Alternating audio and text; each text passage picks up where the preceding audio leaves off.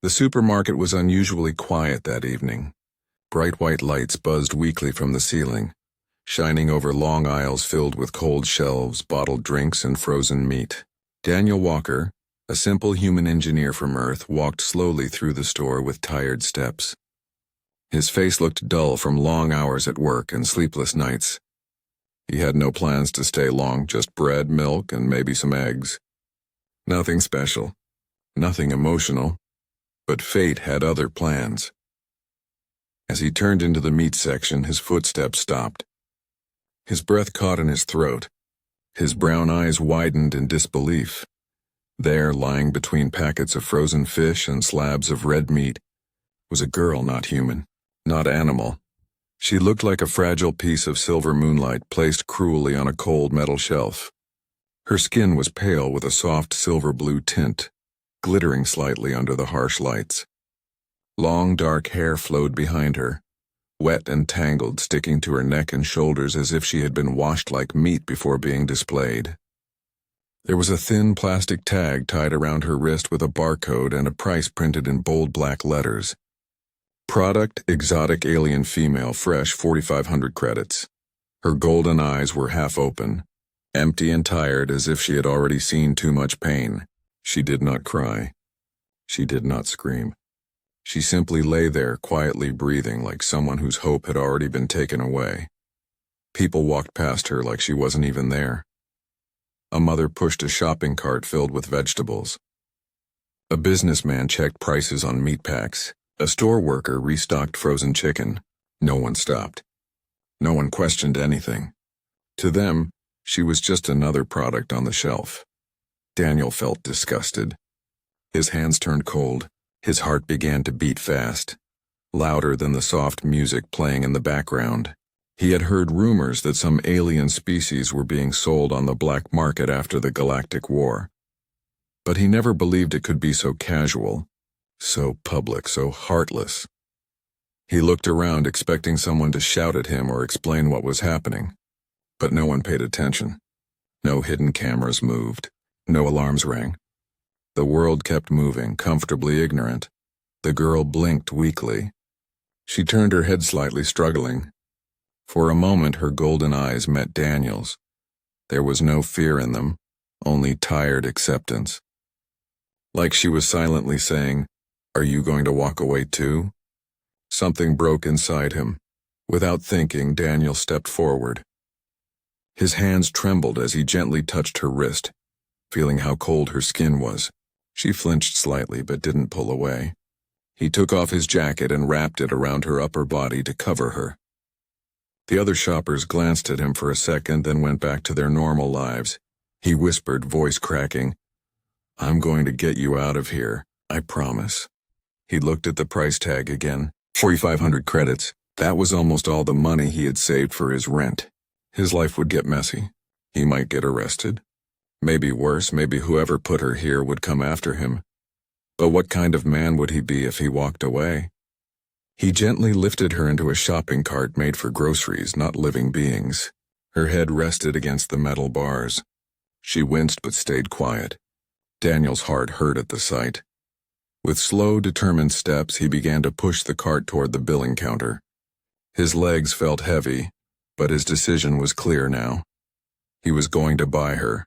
Not to own her, but to set her free. Daniel pushed the cart slowly, each wheel creaking under the weight of the girl who lay in it. Her head rested against the metal bars, and her golden eyes followed him lazily. She did not speak, but there was a quiet tension in the air like a storm waiting to break. Daniel could feel it too, his own heartbeat drumming louder with every step toward the cashier. The store light seemed colder now, harsher. He could feel the stares of a few shoppers, but none dared to say anything. It was as if everyone had agreed to ignore the obvious truth, that a human was buying a living being from a meat section. He swallowed hard, trying to steady his hands. The girl's skin shimmered faintly under the lights, and Daniel realized she was shivering. He pulled his jacket tighter around her shoulders. "I won't let them hurt you anymore," he whispered, almost to convince himself as much as her. At the billing counter, the cashier, A tall alien with smooth green skin and two small horns looked at him without surprise. His eyes scanned the tag quickly, then back at Daniel. "That will be 4,500 credits," the cashier said flatly. Daniel's stomach nodded. 4,500 credits were everything he had saved. His rent, his food for the next month, the tiny comforts of his life. It was all gone in one motion. And yet, as he looked at her fragile form, he realized he could not hesitate. He shoved his credits forward, voice trembling. "Take it. I'm buying her."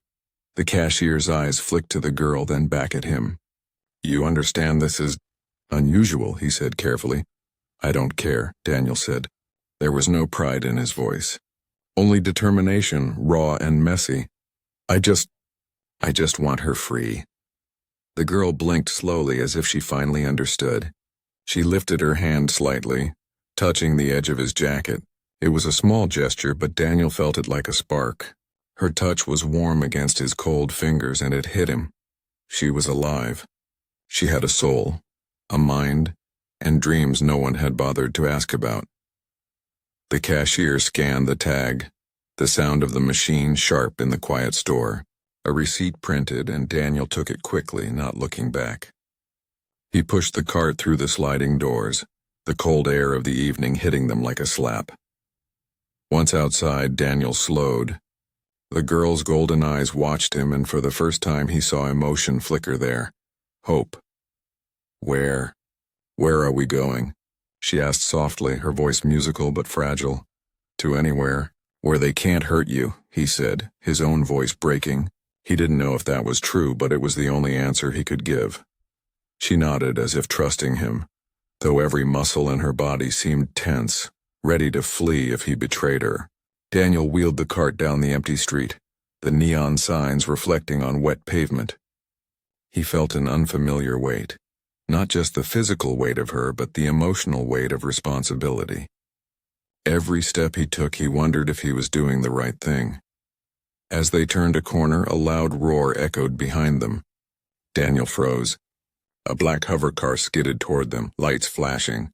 Two men in armored suits jumped out, pointing weapons. "You! Stop, that's stolen property," one shouted. Daniel's heart thumped like a drum. He looked at the girl, her silver skin shining faintly under the streetlights. She looked back at him, her golden eyes wide but calm.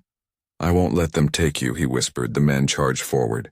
Daniel had no weapon, no training, only determination.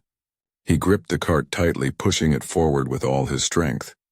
The sound of tires scraping against the street, the shouts, the cold night air, it all blurred together. He felt her hand slip into his. Her fingers were delicate, trembling, but firm. Daniel squeezed back. That small connection gave him courage, and he ran faster, every step fueled by a single thought. "I won't let them take her. I will set her free, no matter what." Daniel's legs burned as he pushed the cart down the dark streets. The hover car followed, its lights slicing through the night like knives. The men in armored suits shouted, their weapons flashing, but he didn't look back. Not yet. He only glanced at the girl beside him. She was trembling now, but there was a spark in her golden eyes, something human, something alive, something Daniel had to protect. "Are they going to hurt me?" she whispered, voice small and quivering. "No," Daniel said firmly, though his own heart hammered with fear. "I won't let them. I promise." The city around them was a maze of neon signs, wet streets, and abandoned alleyways. Daniel knew it wasn't safe, but he had to find somewhere to hide. He turned sharply into an alley, the cart scraping against trash bins. The hover car skidded behind them, sparks flying as it barely made the corner. "Stop! That's illegal property!" one of the men shouted. Daniel ignored them, breathing hard. His arms ached, his hands blistered from gripping the cart, but he didn't slow. He could feel her trembling under the jacket he had wrapped around her, her small fingers clutching the edge of the metal like a lifeline. "I'm scared," she admitted, her voice almost a whisper. "I know," Daniel said softly, "but we're going to be okay. I won't let them catch you. I promise." For a moment, the girl looked at him with a mixture of doubt and hope. She didn't speak. Just let her head rest on the edge of the cart, breathing shallowly. Daniel's chest tightened. He realized she had been treated like a product for so long that someone showing her kindness might be a strange, almost painful experience. The alley widened into a larger street. Daniel spotted a small marketplace that was closing for the night. He pushed the cart behind a stack of crates, hiding them from sight. His body heaved with exhaustion, and he dropped to his knees beside the cart. The girl watched him, her golden eyes filled with curiosity and caution. "Why, are you helping me?" she asked. Daniel looked up at the darkening sky, neon lights reflecting in his eyes. Because no one should be treated like they're not alive. You deserve freedom. You deserve to live." Her lips trembled. I never thought someone would care. "You're alive," Daniel said firmly. "And that's enough reason for me." A loud thud echoed from the alley entrance. The armored men were closing in, scanning the marketplace with their weapons. Daniel's heart sank. He had no plan, no way to fight them, nothing but a cart and his own stubborn courage. "Stay quiet," he whispered, lowering the jacket over her again. The girl nodded, holding still, her golden eyes locked on his face. Daniel's mind raced. He couldn't outrun them forever. He had to think, had to act. But he also couldn't leave her behind. The men's voices grew louder. "Move, we know you're here." Daniel took a deep breath. Then with all his remaining strength, he lifted the cart and started running again, dodging crates and barrels. The girl's small hands gripped his arm tightly, and he felt a strange warmth. She wasn't just a passenger, she was holding on, trusting him completely. For the first time, Daniel realized the weight he carried wasn't just physical. It was emotional. It was responsibility, fear, and hope all wrapped into one fragile being. "Almost there," he muttered, more to himself than to her. Just a little farther. The hovercar's engine roared behind them. Sparks flew from the alley walls as the men tried to corner them. Daniel's lungs burned. His legs screamed. And yet he ran faster than he ever had in his life, driven by a single thought. "I will not let them take her. She is free. She will be free." And somewhere in that chaotic night, the girl's golden eyes seemed to shine brighter, as if she too understood that freedom was closer than fear. Daniel ran as fast as his tired legs would carry him, the girl clinging to his arm for balance. The hovercar and the men in armored suits were still behind, their shouts echoing like distant thunder in the empty streets. Every breath he took felt heavy, every step aching, but he refused to stop. He had promised her freedom, and promises, he had learned, were stronger than fear. Turning another corner, he spotted an old, abandoned warehouse. Its doors were rusted, hanging off their hinges. He didn't know if it was safe, but it was better than standing out in the open. With one last push, he guided the cart inside, the girl collapsing gently onto the wooden floor. She looked up at him, her golden eyes shining with trust and fear at the same time. "We should be safe here," Daniel whispered, brushing strands of damp hair from her face. "For now." The warehouse was dark and smelled of old wood and dust. Broken windows let in thin slices of moonlight, illuminating the small space where they could hide. Daniel leaned against a wall, gasping for breath, his heart still racing. He glanced at her. She was sitting quietly, hugging her knees, her silver blue skin glowing softly in the pale light. "You saved me," she said finally, her voice trembling. I didn't think anyone would ever do that." Daniel shook his head. "I couldn't leave you there. Not like that. Nobody should ever be treated like property." He looked at her closely, really looking, and saw the exhaustion, the loneliness, the weight of a life no one had cared for. It made his chest ache. I don't even know my name," she whispered. "You'll have one," Daniel said softly, "and I'll help you keep it. Any name you choose, it will be yours. You're free now. That's what matters." She looked at him, eyes wide, unsure if freedom could be real. Daniel could feel the fragile thread of hope forming in her heart, and he wanted to protect it with everything he had. For the first time, the reality of what he had done hit him. He had risked everything, his money, his safety, even his life, to save someone he barely knew. And yet looking at her, he felt something he hadn't in years. Purpose. A reason to fight, to care, to believe that one person could make a difference. They sat in silence for a few minutes, the world outside fading into a distant hum. Daniel watched as she tentatively explored the warehouse, touching the walls, tracing the cracks in the floor. She looked fragile, yet there was a resilience in her movements, a quiet strength beneath her vulnerability. "You must be hungry," Daniel said finally. He rummaged through his small bag and found a water bottle and a few packaged snacks. He offered them to her, and she took them slowly, almost shyly. As she ate, Daniel noticed how human she seemed despite her alien features.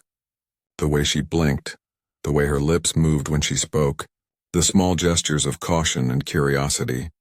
It reminded him that all beings, no matter where they came from, shared the same need for care, comfort, and kindness. Suddenly, a loud noise outside made them both freeze.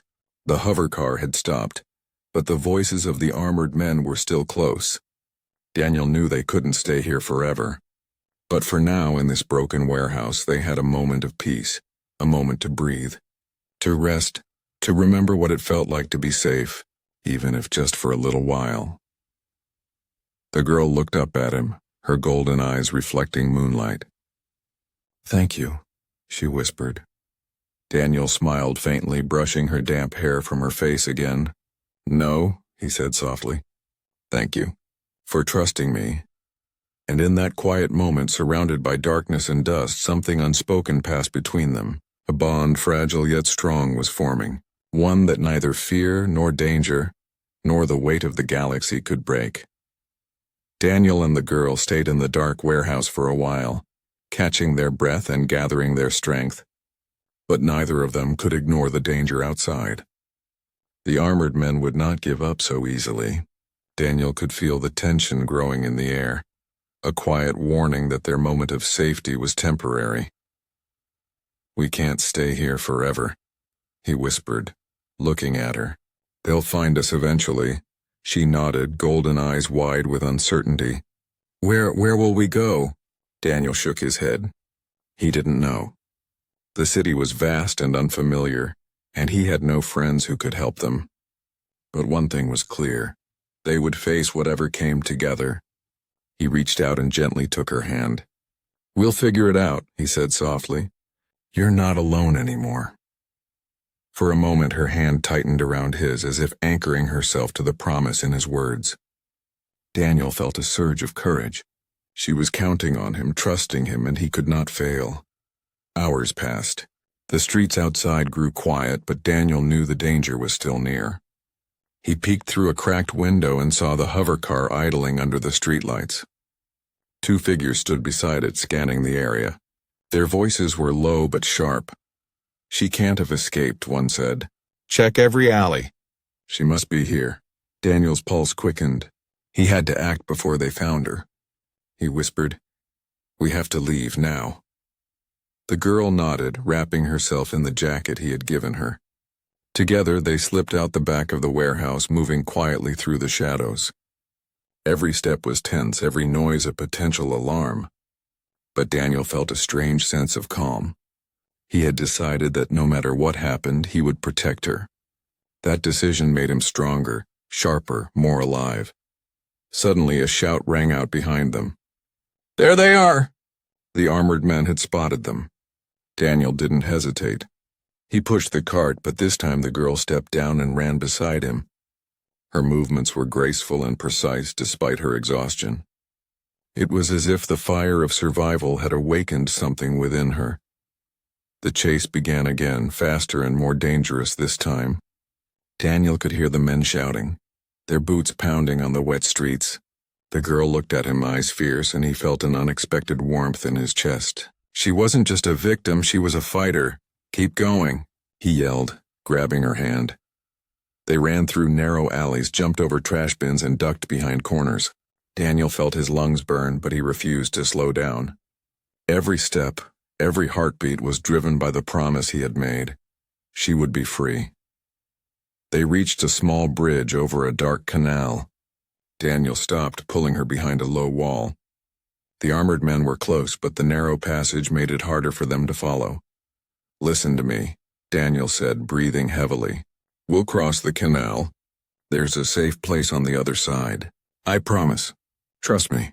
She looked at him, eyes wide but steady. I trust you," she whispered.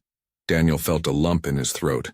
No one had ever trusted him like this before, and the weight of it made his chest ache. He reached for her hand again, and together they slipped into the cold water of the canal. The current was strong, but Daniel held her tightly, keeping her close. Above them, the armored men shouted and fired warnings, but Daniel didn't look back. His focus was on her, on keeping her alive, on giving her a chance to breathe the air of freedom she had never known. Finally, they reached the opposite bank.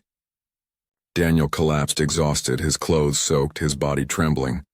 She clung to him for support, golden eyes glistening with relief and something more, gratitude, hope, and a faint, unspoken trust that he would not let the world destroy her again. In that moment, Daniel realized the truth. He had bought her for money, but what he had gained was priceless. Her freedom, her trust, her life, they had become something sacred to him. And he would fight, endure, and risk everything to keep it that way. Daniel and the girl sat on the damp riverbank, shivering as the water dripped from their clothes. The city behind them was silent now, the hover car long gone, and the armored men nowhere in sight. The night was quiet, except for the gentle lapping of the canal water. For the first time in hours, neither of them had to run. Neither of them had to hide. Daniel wrapped his jacket tighter, around her shoulders, noticing how small and fragile she seemed. She looked at him with wide golden eyes, tired but alive. For a moment the world outside didn't exist. It was just the two of them, breathing, soaked and shivering, but together. "You saved me," she said softly, her voice trembling. I didn't think anyone would ever do that." Daniel shook his head. "I didn't save you because I had to. I saved you because you deserve to be free. You deserve to live, not be treated like a thing." Her eyes glistened in the moonlight. "No one has ever said that to me before." Daniel's heart ached at her words. He realized then that freedom wasn't just about leaving a cage. It was about being seen, being cared for, being acknowledged as someone who mattered. And for this girl, someone had finally seen her. "Do you have a name?" he asked gently. She hesitated, looking at the water, the moon reflecting in her silver blue skin. I don't remember," she whispered. I never had a name that belonged to me." Daniel smiled softly. "Then we'll make one. A name that's yours. Something no one can take away. Something that belongs to you alone." The girl blinked slowly, golden eyes wide. She hesitated, then said, "Lyra. I think I like that." "Lyra," Daniel repeated, testing the sound. "It's beautiful." He reached out, brushing a strand of damp hair from her face. "Lyra, from now on you are yours. You're free. No one can touch that." Lyra's lips trembled, and for the first time she smiled. A small, hesitant smile, but it was real. Daniel felt warmth spread through him, a strange mix of relief, joy, and awe. She was no longer a victim. She was alive. She was free. And she was starting to trust him. They sat in silence for a while, listening to the water, the night sounds, and the quiet rhythm of each other's breathing.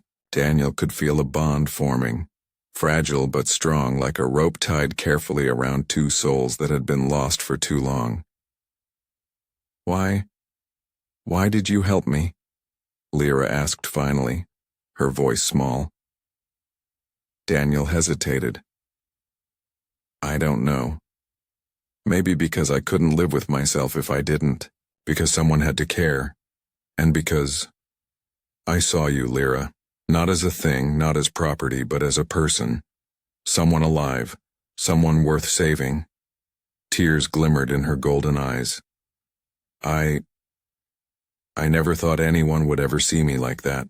Daniel reached out, holding her hand gently. I do, and I always will. For the first time, Lyra let herself lean closer, resting her head against his shoulder. Daniel felt her warmth, her fragility, and the weight of her trust. It was terrifying and beautiful all at once. He had bought her to set her free, but in this quiet moment he realized he had gained something priceless, a connection that transcended words, a bond that no one could ever break. The night stretched on, silent and safe. For the first time, Daniel allowed himself to relax, knowing that for now they were alive. They were together, and the world, no matter how cruel, could not take this small piece of freedom from them. And in that quiet night, Daniel understood something deeper than fear, danger, or desperation. He understood that to see, to care, to act with courage, that was what made a human different. That was what made him human. And for Lyra, the first time in her life, she felt something she had never known: hope. The night air was cold and sharp, but Daniel felt a strange warmth in his chest as he looked at Lyra beside him. The city behind them still hummed with life, indifferent to their struggle. But the riverbank where they had found shelter was silent, safe, and theirs, at least for now. Daniel knew their journey wasn't over. The armored men, the hover cars, and the lawless market would not give up so easily. But he also knew one thing clearly. They had made it this far, together. We need to move before they find us again, Daniel whispered, standing and helping Lyra to her feet. She looked at him, golden eyes steady, a glimmer of courage replacing the fear that had haunted her since the market. I'm ready, she said softly. Her voice, though gentle, carried a new strength. She no longer looked like the fragile girl in the meat section. She looked alive, aware, and determined to survive. They moved quietly through back streets and alleys, sticking to shadows, avoiding the bright lights of the city. Daniel guided them toward an abandoned transport dock he had remembered from a map on his work terminal, a place where no one came after dark. It was risky, but it offered them a chance at true freedom. Hours passed. Each step weighed on them, their muscles burning from exhaustion, but their spirits were lifting. Every time Daniel glanced at Lyra, he saw something extraordinary. Hope. That fragile, dangerous, beautiful spark of hope that they had fought so hard to protect. Finally, they reached the dock. The river stretched wide and calm before them, reflecting the silver moonlight. Daniel could see an old cargo boat tied loosely to a post.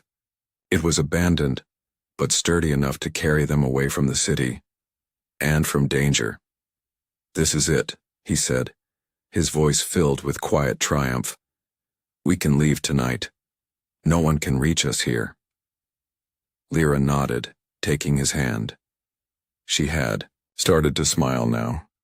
A genuine, warm smile that lit up her silver blue skin and made her golden eyes shine brighter than the city lights. I never thought I'd see this, she whispered. I never thought I'd be free. Daniel's chest ached with emotion. He realized that buying her had been the easy part.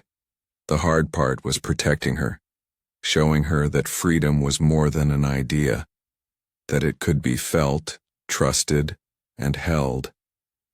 And now, seeing her alive, smiling and trusting him completely, he felt a happiness he had never known. Together they untied the ropes of the boat and stepped inside. The water was cold beneath their feet, but they didn't care. They moved, slowly, carefully, finally cutting the ropes and letting the river carry them away. Daniel looked at Lyra. "You're safe now," he said softly. "No one can take you again." Tears filled her eyes. "Thank you," she said, "for everything, for seeing me, for believing in me." Daniel shook his head, voice thick. "No. Thank you. You trusted me. You stayed with me. You survived. That's the real courage." The river carried them silently through the night. The city behind them shrank into darkness, danger fading with each passing moment. For the first time, Lyra didn't cling to fear. She didn't tremble. She leaned against Daniel, letting herself rest in the warmth of a man who had risked everything for her. And in that quiet, moving world of moonlight and water, Daniel understood something deeper than life, death, or danger. To be human was to care, to act, to fight for what was right, even when it cost everything.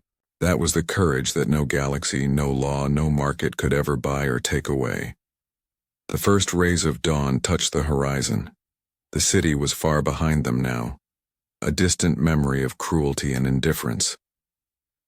Daniel and Lyra sat together on the boat, exhausted but alive. She rested her head on his shoulder, golden eyes closing in trust.